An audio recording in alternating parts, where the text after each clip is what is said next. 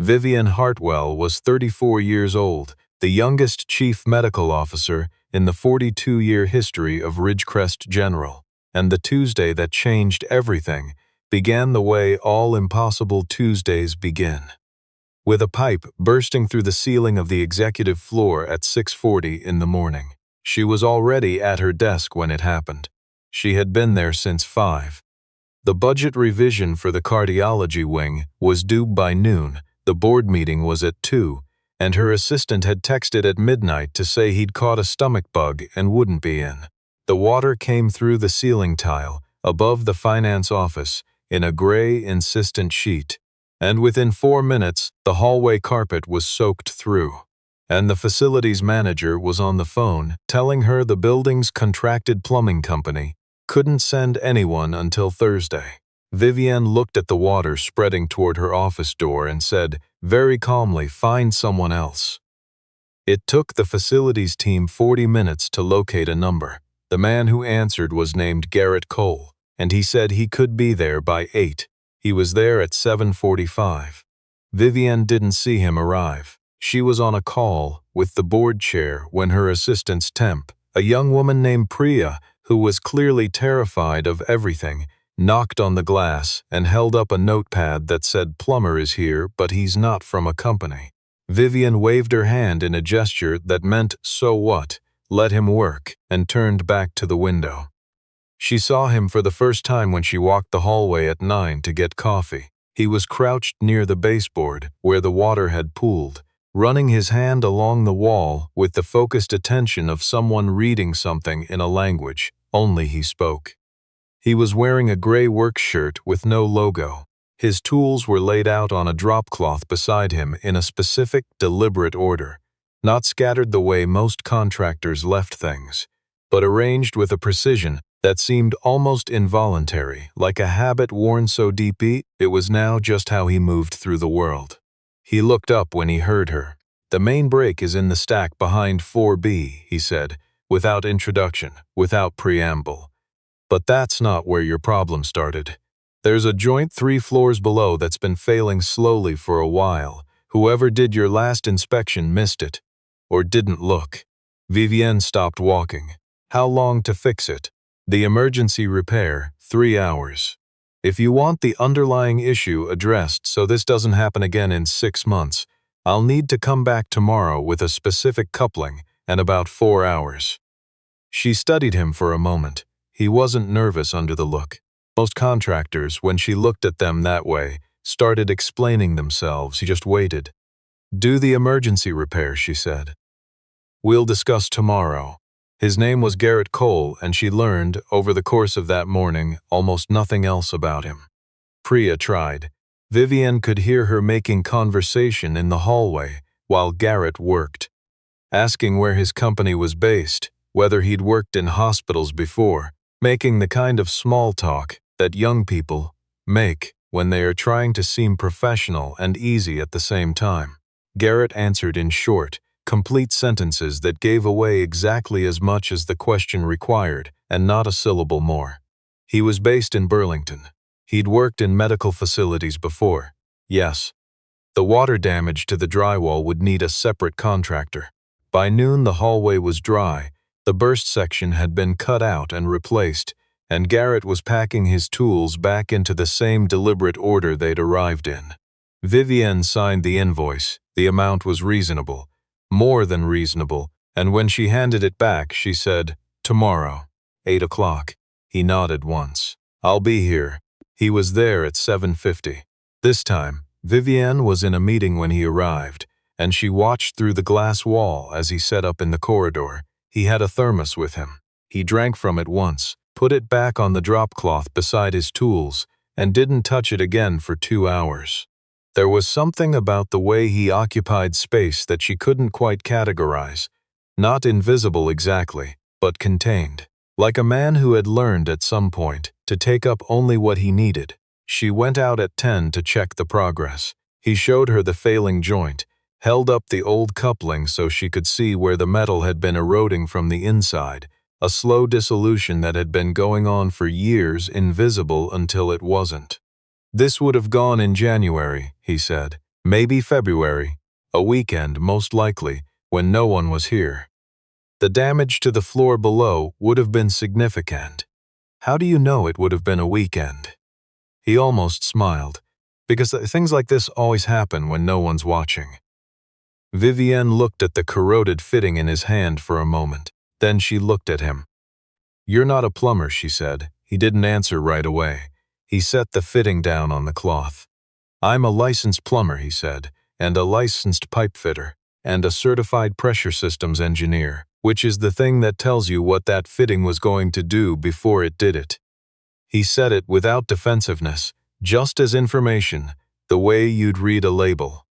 "Why are you doing emergency calls on a Tuesday morning?" The almost smile again, smaller this time. "My daughter had a dentist appointment on Monday. I kept the morning light." That was all he offered. Vivienne didn't push. She pushed 2 days later, but not in the way she intended. She had asked Priya to run a standard background check. The hospital used the same service for all contractors who worked in the building more than once.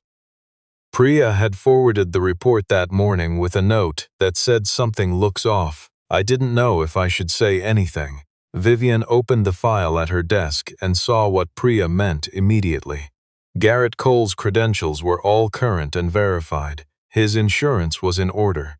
His address matched his registration. But his employment history had a gap. 7 years, 2015 to 2022, in which the field where a business name should have appeared listed only a federal file number and the phrase classification pending. Vivienne sat with that for a while.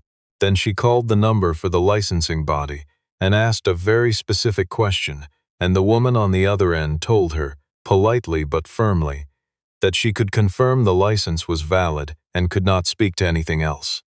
She called Garrett's cell. "I pulled your background check," she said when he answered. A beat of silence. "Okay, there's a 7-year gap that references a federal classification." Another beat. Longer. "Yes. Are you going to explain that?" "Not over the phone," he said, "and not today. If that means you can't have me back in the building, I understand. I'll send you the warranty documentation for the work by email, and you won't hear from me again." Vivienne sat back in her chair. Outside her window, the October sky over Burlington was the particular flat gray that meant the first serious cold was coming, the kind of cold that settled in and stayed. "Be here Friday," she said. "We have a mechanical room in the basement that hasn't been properly inspected in 3 years." She could hear him thinking.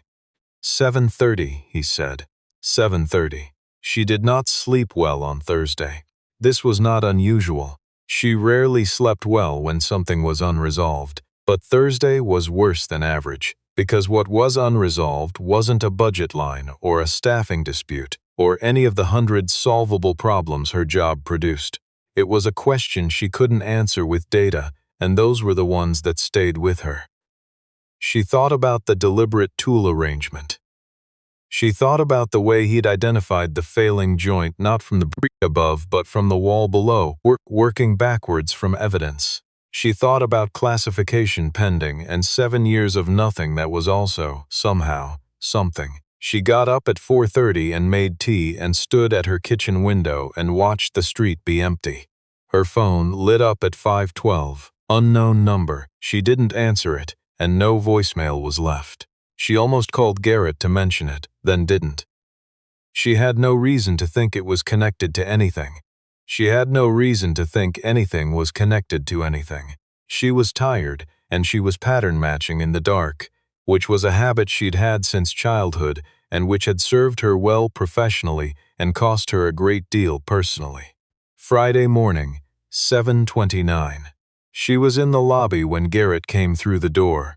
He looked at her standing there and said, "You're early." "I'm always early." "So am I," he said. Usually. They took the elevator to the basement. The mechanical room was long and low-ceilinged, a corridor of pipes and tanks and pressure gauges that most of the hospital administration had never seen and had no reason to.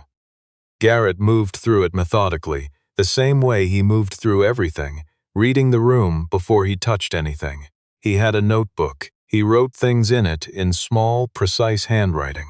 After 40 minutes, he stopped at a section of pipe near the east wall and stood very still. "Vivienne," he said. He hadn't used her name before. He'd addressed her as Dr. Hartwell every time she'd been in the building. The shift was small, but she registered it. She came to stand beside him. He pointed to a valve. It looked unremarkable, gray, metal, identical to 12 others she'd already walked past. But when she looked where he was pointing, she saw that the seal around the base wasn't discolored from age or mineral deposit the way the others were. It was clean, recently cleaned. "Someone has opened this valve in the last 2 weeks," Garrett said, "and closed it again. The sediment pattern is wrong. What does that valve control?" "The pressure feed to the surgical wing sterilization system." He said it without drama, but she heard every word of what he wasn't saying. She took a photograph with her phone. Her hands were steady. She was good in emergencies. It was one of the reasons she had the job she had, and some part of her brain had already shifted into the mode where the next correct action was the only thing that existed. "Don't touch it," she said. "I wasn't going to." She called hospital security first. Then she called the RCMP non-emergency line, which transferred her to someone who listened carefully and said they'd send an officer within the hour. She stood in the mechanical room with Garrett while they waited, and the fluorescent light hummed overhead, and she thought about the unknown number at 5:12 in the morning. And she thought about the fact that the only 2 people with basement access logs in the last month were herself and Vincent Alder, the deputy director of operations, who had been very publicly and very bitterly passed over for her job 2 years ago. The officer arrived in 50 minutes. His name was Constable Ferreira, and he was thorough and unhurried. He looked at the valve, looked at the photographs Vivienne had taken, and asked Garrett a series of technical questions that Garrett answered precisely and without elaboration. When Constable Ferreira asked how Garrett had noticed the sediment pattern on a valve that looked, to Ferreira's clearly untrained eye, identical to every other valve in the room, Garrett said, "I've worked in systems where getting this wrong had consequences. You learn to look." Ferreira wrote that down. He looked at Garrett for a moment after he wrote it, the way people look when they've heard something that doesn't quite fit the frame they're holding. "What kind of systems?" Ferreira asked. Garrett held the look steadily. "The kind I can't discuss with you here," he said, "but I can give you a number to call that will explain my involvement in a way that satisfies you." Ferreira looked at Vivienne. Vivienne looked at Garrett. "Give him the number," she said. Garrett wrote it on a page from his notebook, tore it out with a clean edge, and handed it over. Constable Ferreira excused himself and made a phone call in the hallway that lasted 11 minutes. When he came back, something in his posture had changed in a way that was almost imperceptible but wasn't, not to Vivienne, who had spent 15 years learning to read rooms. "I'll need to make some additional calls," Ferreira said, and his tone had changed too, professionally neutral in a new way, the way people become neutral when they've been told something significant and have been asked to hold it. "Dr. Hartwell, we're going to recommend you not access this room until our people have had a chance to look at it. Mr. Cole, I may need to follow up." "You know where to reach me," Garrett said. They took the elevator back up in silence. In the lobby, Vivienne signed out at the security desk with the institutional muscle memory of someone who had done it 10,000 times, and she and Garrett walked through the front doors into the flat gray October morning and stood on the front steps of the hospital. "Tell me," she said. He put his hands in his jacket pockets, looked at the parking lot for a moment. Then he said, "I spent 7 years as a technical advisor for a federal infrastructure security unit. We assessed vulnerabilities in critical systems, water, medical, power. The work was classified because the assessments themselves become roadmaps if they get out." "Why did you leave?" He was quiet for long enough that she thought he might not answer. Then he said, "My wife got sick. She died. I had a 4-year-old who needed a father who was actually there, not one who was 2 provinces away for 6 weeks at a time." He said it simply without asking for anything in return. So I walked away from it, and I came home and I took the license I'd had before and I started over." Vivienne looked at him. The morning air was cold enough that she could see her breath, and then it was gone. "Your daughter," she said. "How old is she now?" 8. Something in his face changed when he said it. Not softened exactly, but opened. "She's obsessed with weather systems. Has a notebook of her own. Wakes up and checks the barometric pressure before she checks anything else." Despite everything, the valve, the early morning unknown number, the constable who had changed his posture. Vivienne laughed. It surprised her. It seemed to surprise him slightly too. "That's a good thing to be obsessed with," she said. "She'd tell you," he said, "that it's not an obsession, it's a methodology." They stood there a moment longer on the steps of Ridgecrest General, the October sky pressing down, the parking lot going about its ordinary business. "The number Ferreira called," Vivienne said. "Is that something you keep updated?" "The classification. They maintain it," he said, "for situations where it's relevant." A pause. "I don't use it unless I have to. You used it today." Yes, she thought about that. About a man who had walked away from an identity in order to be available to one small person, who checked barometric pressure in the morning, and who had carried the evidence of that former identity quietly, without drama, for years, and who had recognized in a basement corridor what no one else in this building would have known to look for. "Vincent Alderman," she said. "The deputy director." Garrett looked at her sideways. "He has basement access," she said. "He knows the layout. He's been—" She stopped. "He's been doing things lately that I've attributed to poor judgment. I may have attributed them wrong. That's for Ferreira to work out," Garrett said. "Not you. I know." She did know. That wasn't the point. The point was that she had been working in the same building as someone who had been planning something carefully and quietly, and she hadn't seen it, and that bothered her in a specific and personal way. "For what it's worth," Garrett said, "you did see it. You kept the contractor who found the anomaly. You let Ferreira make the call without interfering. You made every correct decision when it mattered." She looked at him. He wasn't flattering her. He was reporting. Like a man who understood the difference between what was true and what was kind, and was offering her the thing that was true. "Thank you," she said. He nodded. He had a way of nodding that closed a subject without dismissing it. "Send me the inspection report for the mechanical room," he said. "The full one, once your team has cleared it. There are 2 other sections I'd like to look at before winter. I'll have Priya set it up." He started down the steps toward the parking lot. He drove a truck that was older than it should have been for a man with his background, practical, maintained to a standard the exterior didn't advertise. "Mr. Cole," she said. He stopped. "The dentist appointment on Monday," she said. "How did it go?" He turned back. The not quite smile again, different this time, less contained. "No cavities," he said. "Good," said Vivienne. He drove away, and she stood on the steps a moment longer, and the flat gray sky had shifted in the last hour into something that had actual weather moving through it, the pressure changing, the clouds pulling apart in one corner and massing in another, the particular quality of light that means the world is about to do something it's been building toward for a while. She went back inside. She had a board meeting at 2. She had a deputy director to avoid looking at too carefully before Ferreira called back. She had a budget revision that still needed 3 more hours and a cardiology wing that still needed someone to fight for it. And she was, as she had been since she was 22 years old, the person in the room who could do both. But she paused in the lobby, her hand on the door to the stairwell, and she thought about a 4-year-old left suddenly in the world without her mother, and a man who had made a very large decision, very quietly in order to be there, when she woke up in the morning, and how that same man had looked at a wall that everyone else walked past and seen what the wall was trying to say, she thought. Some people don't tell you who they are. They just keep showing you, in the small and specific ways that matter, until one day you look back and realize you've known for a while. Then she opened the door and went up the stairs to do her job.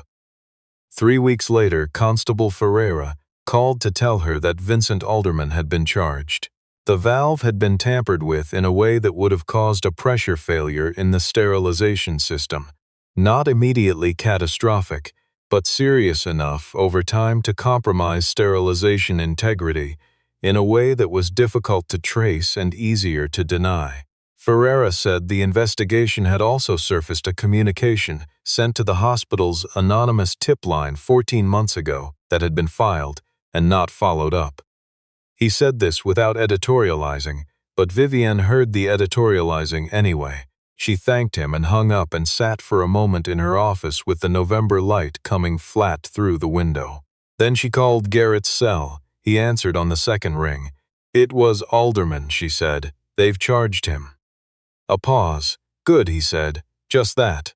The valve would have caused sterilization failures," she said. "Not immediately, slowly, over months, probably.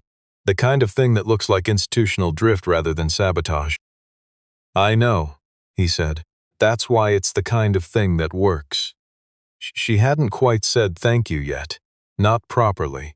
Not for the right thing, which wasn't the pipe repair or the mechanical room or even the valve, but for the way he had stood in the parking lot and told her she had made every correct decision when it mattered, on a morning when she had very much needed someone to tell her that.